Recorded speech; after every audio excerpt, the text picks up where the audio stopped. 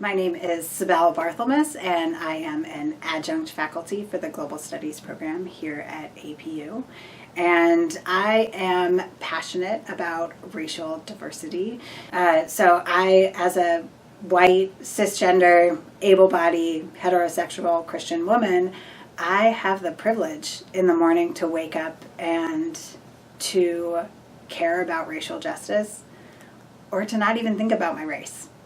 And so I wanted to be able to really analyze as faculty, how am I bringing, in particularly, how am I bringing white students into this conversation in a non-threatening way, not stroking white fragility, but bringing them into authentic conversations where they're not just closed off, but they're really entering into, and that they're recognizing that they play a role, a critical role in the conversation of racial justice, and that they've never had to think about their racial identity.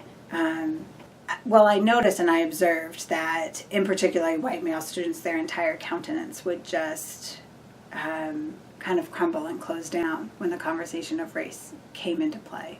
So one thing that I have tried to do is to bring in more articles and more curriculum that address this, and to also be vulnerable about my positionality in places where I have felt fragile and that I have felt like I'm failing, or where I felt like I don't understand this, or I'm exhausted about talking about race, or I feel like I'm being blamed for everything.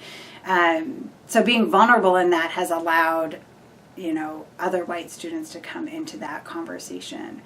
I think also the proximity of white students to students of color or just other people of color has been really critical in them sitting down and hearing other people's lived stories, and then walking even a little bit in somebody else's shoes. So one of the assignments that I give in my anthropology class is for students to choose an aspect of their identity that they typically experience in the majority culture, and to go and experience that as a minority.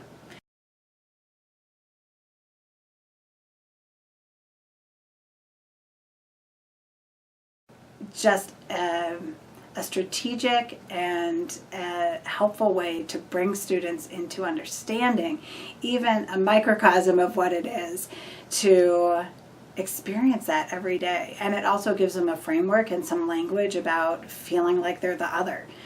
So helping them enter into that, both through curriculum, readings, and then also proximity with people who think, believe, and look different than them, has been really incredible to watch. And it's been helpful, and I've seen growth in students.